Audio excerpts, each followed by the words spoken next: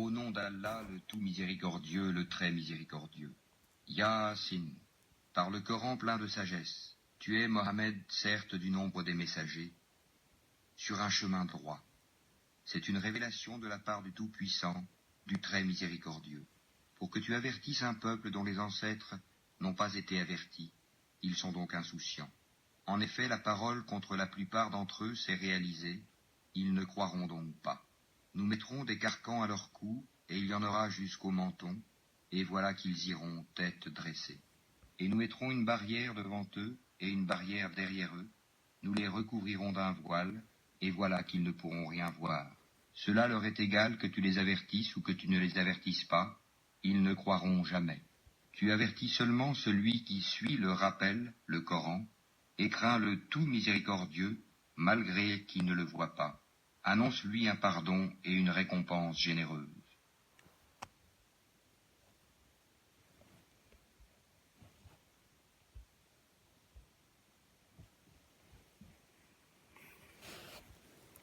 Alors, Thomas Pesquet. On va y aller? Ouais, c'est super ça, c'est beau. Ah, Ok, Thomas... plus de C'est Thomas sourires. Pesquet, ça? C'est pas Thomas Pesquet, ça? C'est qui, ce mec? Je sais pas, mais ça fait une demi-heure que je lui mets la laque dans les cheveux et puis que je l'habille en cosmonaute. Bah ouais, mais maniez-vous, les mecs, c'est pas Thomas Pesquet, ça. Bah ouais, mais attendez, fallait me prévenir, moi. Ah, vous faites travailler les enfants aussi? Allez, on va lui mettre une chemise hawaïenne, on va dire que c'est Jules. Voilà, ou Thomas Pesquet, ou Antoine. Voilà, Antoine, c'est ça que je cherchais, Antoine. Ah, il avait les cheveux longs, mais sa maman voulait lui couper. Enfin, je sais plus quoi, la chanson, là. Oh là là, ça y est, c'est fini les pubs. SNCF, d'accord, allez, c'est parti. Sur Terre pour avoir accès à des choses qui sur Terre sont inaccessibles scientifiquement et faire des découvertes. Après, on renvoie les résultats dans les laboratoires, on publie des brevets, etc. Ça, c'est une chose. Alors, ça c'est une chose, mais vous l'avez trouvé la liste des brevets, les NASA Boys? Vous me l'envoyez en lien. Hein. Et la deuxième chose dans l'ISS, c'est pas une fin en soi, c'est vraiment une étape sur la route de l'exploration. On veut aller plus loin, on veut retourner vers la Lune, on veut aller vers Mars pour plein de raisons dont on peut parler. Et c'est l'ISS aujourd'hui qui nous aide à faire les découvertes, les progrès, les avancées techniques. Ouais, espèce d'handicapé, on dirait Abad, t'as besoin d'une béquille pour aller sur la Lune? Putain, mais c'est tout droit là, regarde, on la voit d'ici là. Technologiques et opérationnels qui vont nous rendre capables demain d'aller sur la Lune et sur Mars. On fait aussi l'entretien. Qui vont nous rendre capables. On te rend compte? Ils sont déjà, donc là c'est un aveu, et là pour l'instant ils sont pas capables d'y aller. Pas capables, c'est pas ils ont pas l'argent, ils ont perdu un truc, ils ont perdu un boulon ou des données télémétriques ou une disquette des années 70, tu sais. Non, ils sont pas capables. Pour l'instant on n'est pas capable d'y aller. Et comment ça se fait qu'en 1969, avec tout le progrès que vous avez accompli, putain, eux, ils étaient capables et pas vous? Comment t'expliques ça?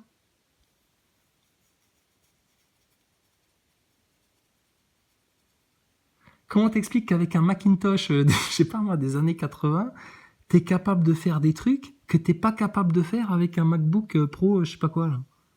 Comment t'expliques ça? Un truc qui bug là, c'est pas normal. Les NASA Boys quand même. La station. Donc on est plombier, on est électricien, on a les Femme mains de dans le ménage, cambouis la moitié touche. du temps parce qu'il faut la maintenir en bon état cette station. Ah oui, alors le sport dans la station. Alors, est-ce qu'on fait du sport? On a une machine hydraulique. De sport par jour pour rester en forme, sinon on perdrait trop de masse musculaire, masse volumique. Donc Voilà. Et donc c'est pour ça qu'on est obligé de changer de t-shirt tous les jours, hein Thomas? on a un vélo d'appartement, on va dire, un tapis roulant sur lequel on est. Enfin, c'est un vélo d'appartement, c'est pas un vélo d'appartement, c'est un vélo de station spatiale. Un vélo de station spatiale. Alors là, vous vous imaginez qu'il est en train de courir à l'endroit? Pas du tout. En fait, dans la station spatiale, c'est grâce aux nouvelles connexions neuronales, il pédale à l'envers. Il court, il fait son jogging la tête en bas. Mais en fait, il a la tête en haut, mais sur le côté. Et toi, tu peux pas comprendre parce que t'as pas eu les nouvelles connexions neuronales d'un mec qui a passé 6 mois en apesanteur. C'est pour ça que toi, il te le montre avec les pieds en bas. Parce que t'es trop con pour comprendre l'apesanteur. NASA Boy. ergonomique. Donc on a un vélo d'appartement, on va dire, un tapis roulant sur lequel on est attaché avec des... C'est en raison de la pesanteur que... Ouais, ok. ouais, c'est ça. Parce que ton corps, si tu veux, tous les muscles dont on sert sur Terre, tout ça, on s'en sert pas du tout. Ouais, alors apparemment vous vous servez surtout pas de votre cerveau parce que vous leur avez construit toute une machine hydraulique pour contrer les effets de l'apesanteur et leur donner le sentiment de soulever de la masse, etc. Mais vous auriez fait un système avec des élastiques, c'était réglé.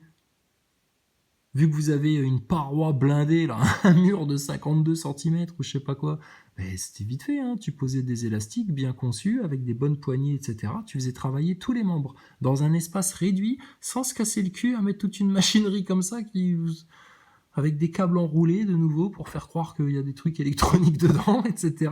Mais putain, mais quel spectacle! La poudre aux yeux! C'est vraiment la NASA, la station spatiale, désolé, là je suis dur, mais c'est pour les gogoles, hein. C'est pour les gogoles. Encore aujourd'hui, à la caisse d'un supermarché, j'ai croisé un mec en mode hype, hein. Casquette de marque, je sais pas quoi, là, sur la tête, là, les collectors, petite boucle d'oreille, petite barbe, petite lunette de soleil, un hawaïen aussi, un hawaïen de l'Est de la France, avec un sweatshirt avec écrit NASA dessus, et en dessous, un truc en japonais. Alors, je suppose que c'était écrit NASA en japonais, sinon le mec, il s'est fait avoir. Mais avec écrit NASA dessus. Bon, j'avais pas le temps, j'ai des trucs à faire, etc. Alors, tu penses bien qu'à un moment où j'ai 10 minutes, un gars comme ça, j'ai dit, tu l'as acheté où ton t-shirt? Ah ouais, t'aimes bien ça, la NASA, toi? Ah ouais, c'est depuis l'homme sur la Lune, c'est ça? Ouais, ouais, je sais pas. C'est bizarre quand même, non? Qu'est-ce que tu penses? C'est ça, machin et tout. Tu fais de la science un peu? Puis là, il va faire, bah non, je vais au cinéma, je regarde des films Marvel, je réfléchis pas, je vis dans la tendance. Voilà. Je regardais les NASA Boys, des mecs avec des sweatshirts, la NASA. Franchement. Par contre, demain, je vois un mec avec un sweatshirt terre plate ou je sais pas quoi, je lui dis, ah ouais, t'es au courant? Ah ouais, c'est cool. C'est marrant. Voilà. Mais la NASA aussi, c'est marrant. Donc pourquoi toute une machinerie alors que des élastiques auraient largement suffi? Bord de la station, c'est facile, on flotte, c'est génial, mais sauf que du coup, ça provoque une atrophie de plein de muscles. Et bah du coup, on lève, alors j'allais dire, on lève de la fonte, c'est évidemment pas de la fonte parce que un pesanteur. Mais Ah oui, connard. C'est évidemment pas de la fonte, arrête de rire, toi. c'est évidemment pas de la fonte parce que un pesanteur. Mais c'est des cylindres pneumatiques avec des résistances. Des cylindres pneumatiques avec des résistances. Oh, putain, et pourquoi la résistance ne suffit pas? Pourquoi le cylindre pneumatique, il sert à quoi en fait? À régler la résistance? Ah ouais, bah les élastiques aussi, tu peux régler la résistance. Je sais pas, c'est quoi les consultants de la NASA là? Ils vont même pas faire un tour dans une salle de fitness pour discuter 5 minutes avec des mecs là? Je sais pas, ils sont débiles en fait, hein. C'est vraiment des geeks, c'est pas possible. Les mecs de la NASA? Non, non. Il y a une absurdité là-dedans. Il y a une dissonance. La NASA, il y a trop de dissonance. C'est pas possible. C'est comme avec votre Covid. Il y a trop de dissonance. C'est comme avec votre Ukraine. Il y a trop de dissonance. Ça ne colle pas. C'est Colombo serait là et il dirait ah, madame, là, on a un problème. Là. C'est pas possible. Là. Faut que j'en parle à mon chien. C'est pas possible. Oh putain. Alors... Oh, je le découvre là. Alors bon, tu connaissais le bon chasseur et le mauvais chasseur. Putain, ils se foutent de notre gueule. Bon, nous on avait rigolé sur qu'est-ce qu'il faut, c'est quoi la différence entre un bon astronaute et un mauvais astronaute? Est-ce qu'il faut être poète pour être un bon astronaute? Ah putain, c'est essentiel. Alors, l'élément le plus important pour être un bon astronaute. Spectacle des inconnus. Ça va Didier? Ton fils il bosse toujours chez Pfizer? Ouais, salut, hein, de la part d'un connard d'antivax. Alors, c'est quoi la différence entre un bon et un mauvais astronaute? Côté psychologie. Il faut être. Alors, psychologie. Communicant, psychologie. Ah.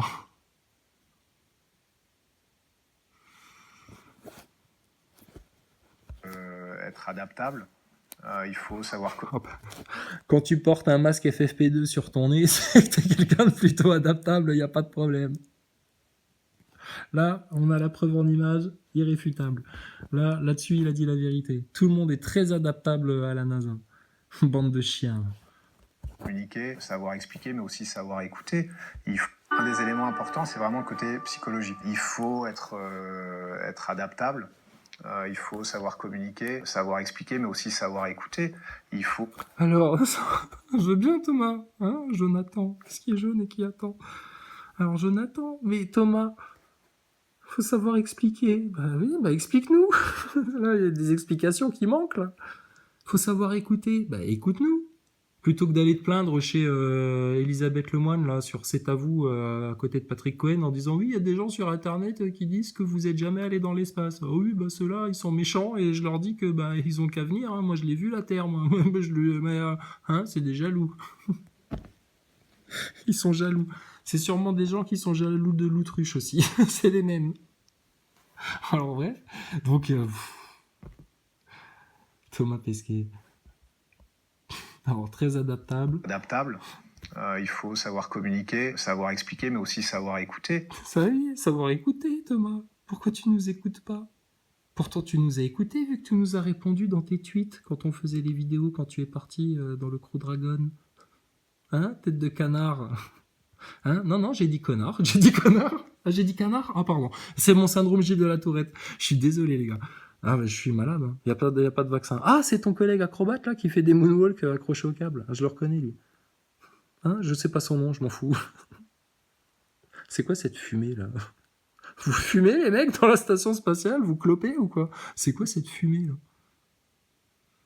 Bon, bref, on saura jamais, parce que ça, c'est le roman photo des astronautes, tu sais. Bon, et là, quand vous faites vos exercices de vérification de sac, etc., alors là, par contre, vous n'avez pas les habits de la NASA. Vous avez pas le t-shirt ESA. Là, c'est le jour où vous venez en Mustang au bureau et puis ils vous disent, bon, les mecs, là, pendant 2 heures, désolé, on va devoir vous casser vos couilles d'acteurs, là. Vérifiez juste les sacs pour savoir à peu près hein, de quoi sont faits les accessoires. Et puis, ok, ça marche, voilà. Hein. Non, ne mets pas ton t-shirt ESA, tu vas pas te salir, t'inquiète pas. Par contre, quand tu iras sur les plateaux de télé et puis devant les enfants, devant les caméras, etc., là, tu le mettras bien, ton t-shirt de l'ESA avec écrit NASA dessus, et puis Crew Dragon, et puis franc-maçonnerie estampillé toute la firme, là. Ça va, canard? Ah oui, j'ai dit canard. Il faut être leader quand il y a besoin. Et... Ah, il faut être... Attends, putain, ça, Maxime Nicole n'aurait pas dit mieux, hein. Faut être leader quand il y a besoin, c'est à ça que tu reconnais un acteur de crise. Quand il y a besoin, le mec est leader. Bon, là, l'Ukraine et la Russie se font la gueule. Le programme spatial, c'est la fraternité américano-russe, européenne, soi-disant. Ce serait aux astronautes, les premiers, de dire, putain, les mecs, attendez, là, la Terre est tellement fragile, on l'a vu de loin. Vous faites pas la guerre. En plus, Thomas Pesquet, la grande classe, il parle en russe. Il pourrait lui dire en russe à Poutine. Et il lui taperait la main dans l'épaule et tout, en lui disant viens mec, on va se faire un basket, un match de hockey, allez, moi aussi je suis un vrai gaillard, je suis pas une tafiole comme Macron. Bon allez hop, viens mon gars, sois leader là Thomas. Ah non, Thomas Pesquet, lui, il a été leader sur le confinement. Tu te rappelles sa vidéo de confiné, là? Sa vidéo de confiné, quand il jouait avec son Lego Station Spatiale, qui nous montrait ses boîtes de conserve et puis son sac de couchage sur sa porte de placard. Et moi, j'ai l'habitude de dormir dans un sac de couchage. Regardez. Il ouvre la porte de placard. Très drôle, Thomas. On dirait Julien Courbet dans ses meilleurs moments. Putain. Et donc, voilà, quoi. Thomas Pesquet, donc du confinement, et puis leader sur la picouse, leader sur Macron. J'ai fait 49 tests PCR, moi, monsieur le ministre. Allez, deux picouses, et panachage en plus. Hein, j'ai confiance, j'y vais stone, tranquille, à l'aise. Faut être leader. Bah vas-y, sois leader, là. L'amitié russo-européenne, sois leader, Thomas. Non, là, t'es en mode caca-culotte Bruno Le Maire, là. Caca-culotte. Parfois pas du tout, au contraire, être capable Si. Il faut être leader quand il y a besoin, et parfois pas du tout, au contraire, être capable aussi de faire ce qu'on te dit sans rien demander. Voilà, un peu. Tu vois, Maxime Nicole, Éric Drouet, Jérôme Rodriguez, Juan Branco, François Boulot. Vous êtes leader ou pas leader, les mecs, alors, sur les plateaux de télé, là? Allez-y, dites ça. Ah oui, non, mais on n'est pas leader, nous, on est juste là, comme ça, mais on n'est pas porte-parole. Arrêtez de nous donner un rôle, etc., machin. Je ne suis pas un héros. Johnny Drouet et Maxime Nicole Régine en production exclusive sur tous vos écrans de télé pendant des mois de gilets jaunes. Oh la vache, les acteurs de crise. Ouais, jusque sur vos pavés, tu te rends compte? Ah, l'élite sataniste, mais t'inquiète pas, attends, elle t'a prévu tout genre d'individus. Hein. T'imagines pas, toi. Et je te parle même pas de ceux qui font de la sorcellerie, etc. Mais Eux, ils taffent. Hein. Les croyants, ils se reposent en fait hein, pendant ce temps-là. Nous, on se repose. Hein. Il y a tous ces aspects-là qui sont pas ce qu'on recherchait au début. Au début, on en voyait un. Alors, au début, c'était la soupe aux choux, hein, comme tu peux le constater. Ça va, Igor? Ça va très très bien. Je me sens comme dans une baignoire sèche. C'est tranquille l'espace, c'est tranquille, t'as vu? On n'a même pas l'air de... Ah non, pas du tout. Regarde. Et personne ne sait qu'on porte des couches pour faire caca dedans. Ah, bonjour, tu es là aussi, toi? Ouais, je suis là aussi. Elle est bonne la soupe. Ah bah oui, elle est bonne la soupe. C'est bien, ça correspond à tout. À chaque fois, spatial, Hollywood, cinéma, il y a toujours, tu sais, des filins comme ça de correspondance, tu sais. C'est un chemin parallèle. C'est deux chemins parallèles, voilà. C'est beau, hein. Un peu plus tôt, alors, je veux dire des cow-boys dans l'espace, mais c'est un petit peu ça. Comme des cow-boys dans l'espace. Et Hugo, regarde comme il sait bien leur dérouler le tapis, hein. Même, je sais pas s'il le fait exprès ou pas, mais avec petite incrustation d'images des années 50, regardez, les cow-boys de l'espace, la conquête spatiale, tout ça, ça vient de très loin, les mecs. Ouais, 50 ans, hein. L'âge de mon beau-frère, et alors, qu'est-ce que tu me racontes? Donc il y avait des cow-boys dans l'espace. Alors regarde, sans combinaison, habillés en torero, les mecs ils vont dans l'espace. Normal, c'est des cow-boys. C'est l'Amérique. C'est la conquête de l'Américain. S'il n'est pas en train de conquérir quelque chose, il se fait chier. Il grossit, il bouffe du McDo, il s'emmerde, il joue aux jeux vidéo, il s'achète des conneries fabriquées en Chine, il ne sait pas quoi faire. L'Américain a besoin de conquérir des marchés, des territoires, des trucs, des codes-parts, je sais pas. Ils ont besoin de ça. Il faut qu'ils bouffent. Il faut que ça bouffe, faut que ça bouffe.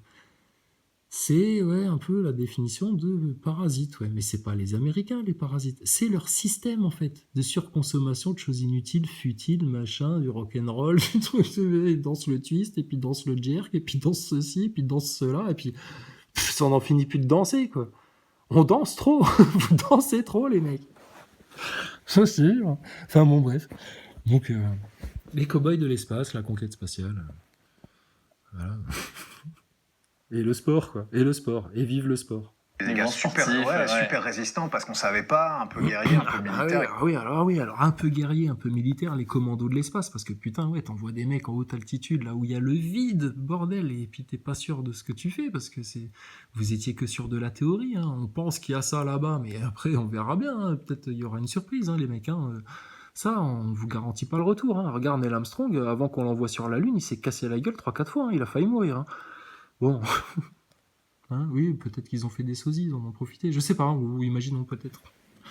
Ayons des délires de complotistes, hein, il y a bien des délires de NASA Boy, donc. Bref. Et alors, c'est dangereux, c'est chaud, faut être résistant quand même, faut avoir une sacrée condition, faut être prêt à mourir. C'est pas Thomas Pesquet, ça, hein. Pas du tout.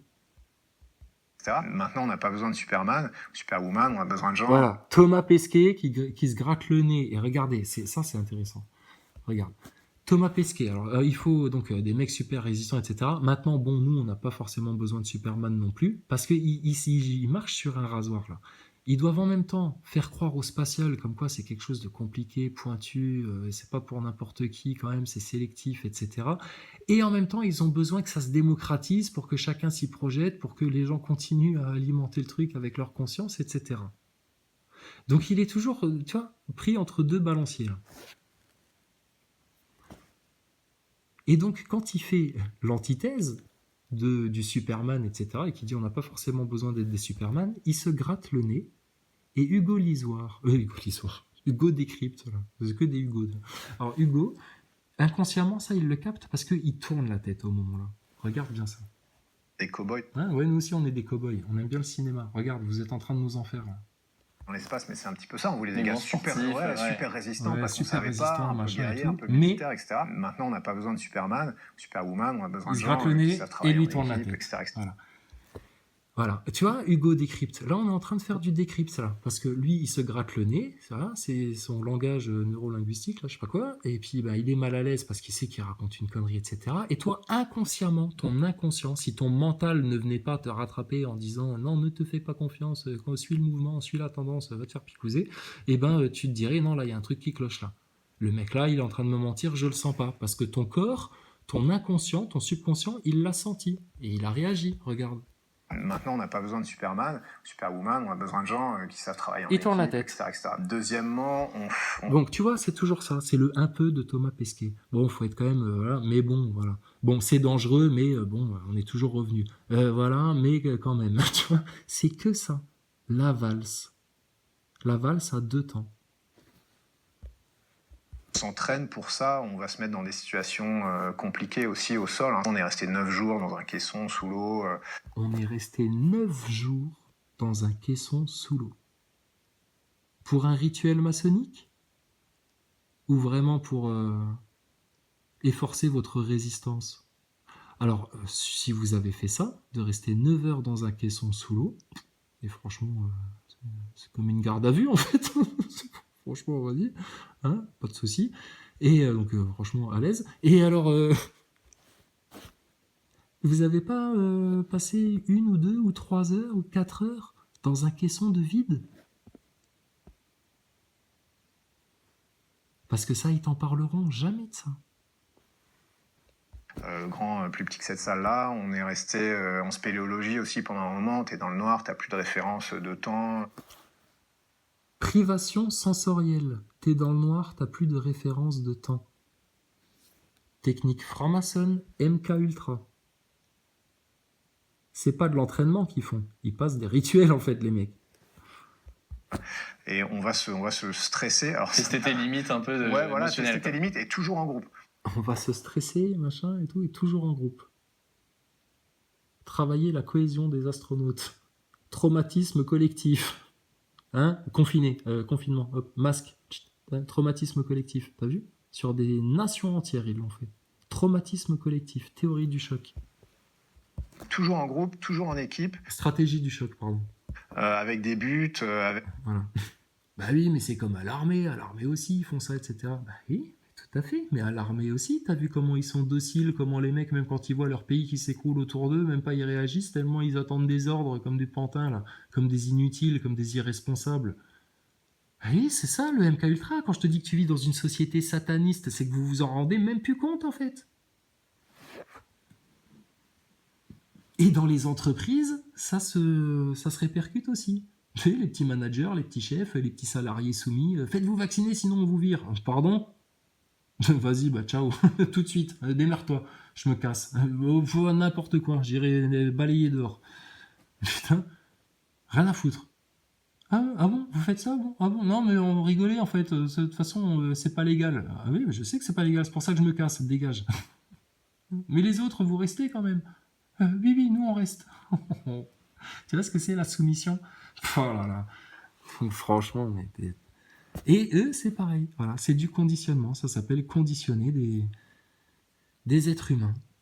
Ça fait des décennies que certains autres êtres humains savent faire ça. Les mentalistes, tout ça, c'est de la technique, de politique, de vente, de machin, de fabrication d'opinion, de fabrication de consentement, de technique de Baines et compagnie. Là. C'est tout ça.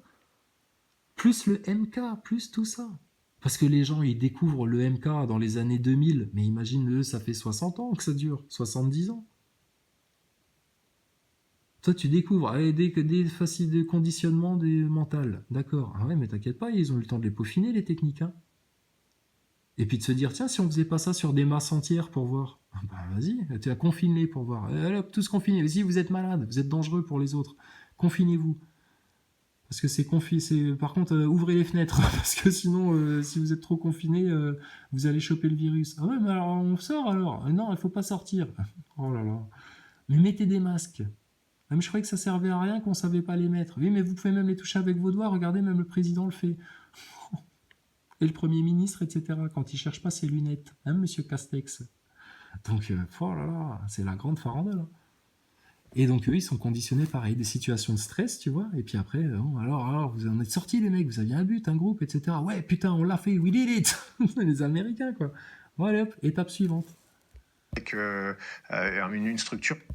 Moi, la question que j'ai, Thomas, c'est à quel moment précisément il vous balance le truc. Parce qu'au début, tu sais pas en fait. Ou alors, ou alors peut-être il te dévie sur un autre chemin en te disant oui, tu participes à un truc, machin, etc. Ah oui, ok, d'accord. Ouais, ils peuvent faire comme ça aussi. Ouais, ils sont pas cons. Alors vas-y. Qui rappelle un peu celle dont on parlait à l'instant pour l'ISS.